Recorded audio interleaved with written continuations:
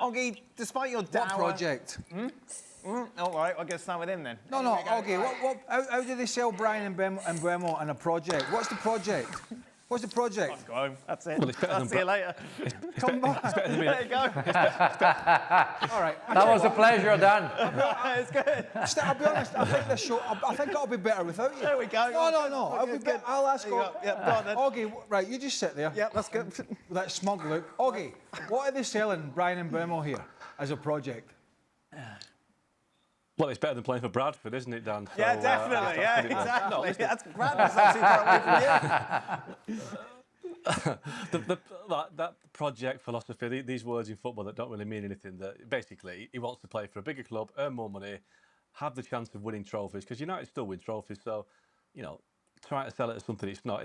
Bryan Mbeumo wants to play for a bigger club, he wants to play for Man United, and that's the project, I guess, but it's not really a project, is it? It's just a career move, and it's a good career move for Bryan Mbeumo. It's a great signing for Man United because, you know, Mbeumo and Cunha, they are a massive upgrade on what they had last season. You know, they're not world-class strikers at the absolute elite level, but if you can choose between Cunha and Mbeumo next year, it's better than choosing between Højlund and Xerxes and Anthony. It's an upgrade, so it's a good part of the rebuild, but obviously there's a lot more to do, and they've got to start focusing on other areas of the pitch now because they can't just bring him forward. Is this the best signing that Ineos have made so far?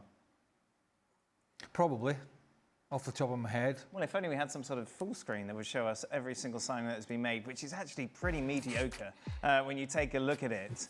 Well, we don't know about Lenny Yoro because we've only seen glimpses of him. He's a youngster and Real Madrid wanted him and blah, blah, blah. So there's a lot of potential, particularly, potentially there.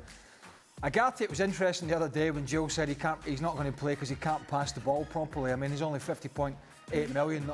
Matthias de Ligt has struggled at times and looked a bit lethargic. Zirkzee, I know Jurgen Klinsmann's a big fan of him, but he's the only man that I've met so far that is.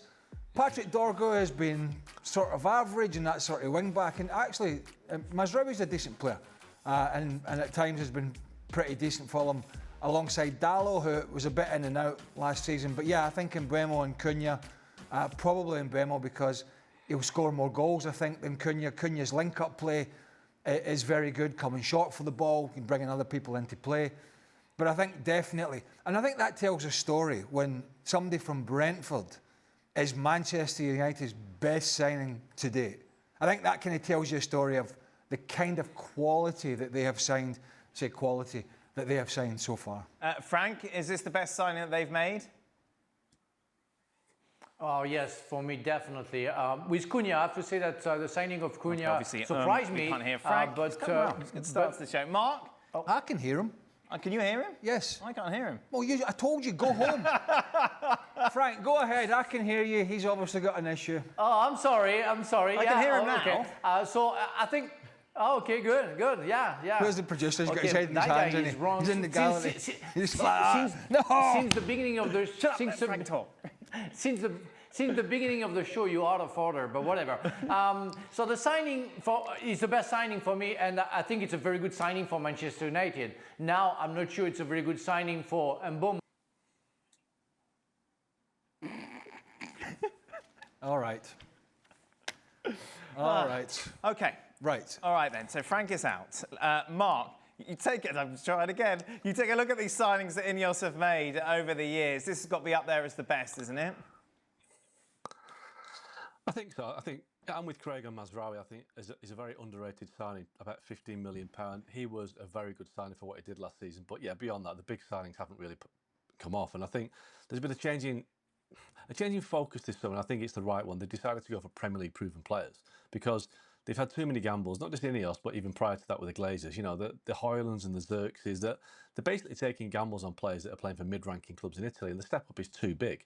But at least with Cunha and Mbeumo, they know that they are Premier League proven. They've scored goals in the Premier League for clubs that, you know, should find it harder than Man United because Brentford and Wolves are not elite Premier League clubs, and United are, but they've not been playing like one in recent years. So they are definitely very good signs, and I think that obviously they cost money and they paid a lot more for Mbeumo than they wanted to. But I do think that you have to spend what you get these days, and Mbeumo will make them better. And I think, is he the best signing they've made? I can't say that yet because he hasn't played the game. But Yoro's got potential. Mazraoui's been good. But you know, if Cunha and Mbeumo live up to their quality and their potential, they will both be the best two signings United have made under Ineos. Don't tell me they're still going to be looking at Nicholas Jackson, Augie.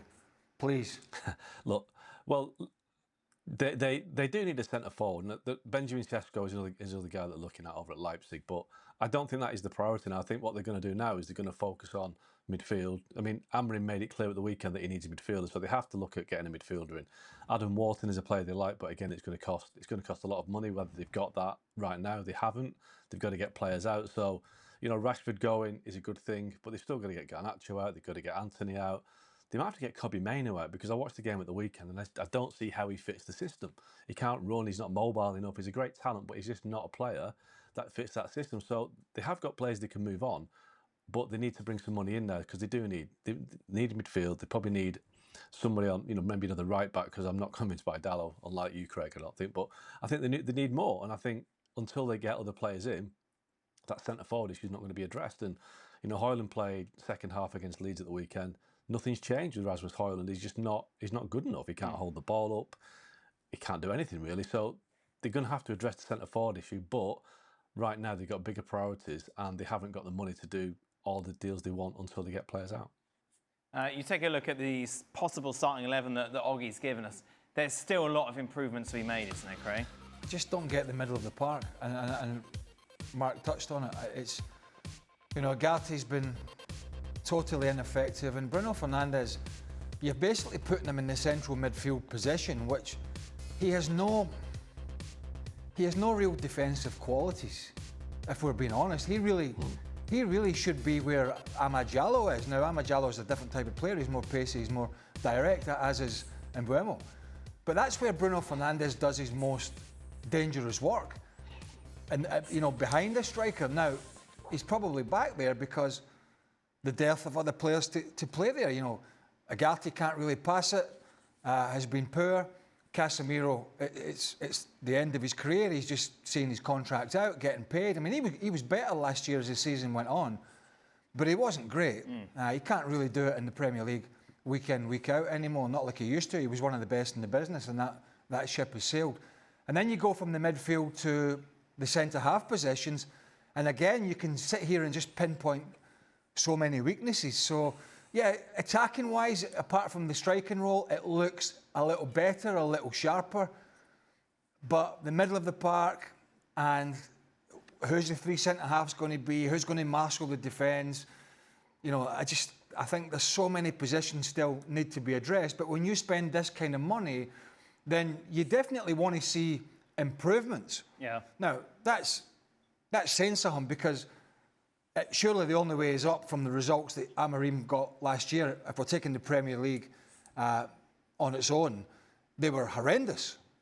So the only way should be up. But then when you spend money on some decent players like they have, particularly in the forward areas, you can't afford to get the kind of results that he got for long periods last year. Just getting beat by just about everybody and finishing in the league where they finished. So there's going to be some pressure on him. But again, the issues are going to be not just the goal-scoring position, but, you know, workmanlike in the middle of the park, strong in the middle of the park, and who's the back line going to be with the wing-backs? So still lots to address. We obviously get a lot of Manchester United questions on at extra time, which you send in, and there was one yesterday in particular, which is quite pertinent what's going on. We thought we'd ask is, it's been nearly 20 years since Manchester United last won the league. Is it time to admit that the glory days are not coming back, Mark? Well, it's not been 20 years, it's been 12? So I think, you know, halfway to 20 years almost. But the glory days are a long, long way away right now. I mean, let's be honest, that they are nowhere near the big four. They're the big four now. The big four are the top four last season. Liverpool, Chelsea, Arsenal, Man City. They're the clubs that are spending the money. They're the clubs that are pulling away. United are a million miles away from those clubs. And I think, you know, I was quite alarmed actually when I watched the game against Leeds, because they were really, really poor to watch. There was no creativity. There's no spark there. And, you know, Craig played midfield. He knows the score with midfield. Everyone's focused on the forwards. They're getting forwards in goals. But midfield is where games are won, because they haven't got anybody in that midfield who you would say, had this be a strong Man United team, they won't get in the team. Casemiro can't run. Mainoo can't run. Agate can't pass. Toby Colley is too young. And that's it. You can't play Mason Mount in midfield because, again, he's never fit. So they haven't got an option there. So they are a long, long, long way away from being title challengers. I mean, The top 4 is going to be a struggle next year. Never mind the title. The glory days, they're not coming back.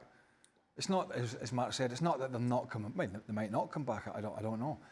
But I think they will get back to being amongst the elite. But how long that is going to be, I don't know. I mean, Ineos might have come and gone by then. The Glazers could still be there. Who knows? But we're a long, long way from even contemplating. You know, when this United side play against the Liverpools and the Arsenals and the Manchester Cities in the current climate that they're in, I think the mindset is, and I don't know, and I would imagine that for the supporters it's the same, is they go into these games now hoping that they're not going to get hammered and not going to be an embarrassment. Now, we've seen a couple of those against Liverpool in particular in recent years. And I think that's the mindset of sort of where they are. That's kind of the bar that they go into these games against the elite level teams, and they get outplayed. Now, there's been the odd result, like last year against City. They won, I think early on in Amorim. They beat them 3-2 at the Etihad, but City were on their way down at that point in the season. They'd sort of fallen off that cliff. But that's where they are. They're sort of mixing it with the mid-table teams, and that's even a struggle. And when they play the better sides, they're worried about getting a hammering. And that's for me, where they are in their project at the moment.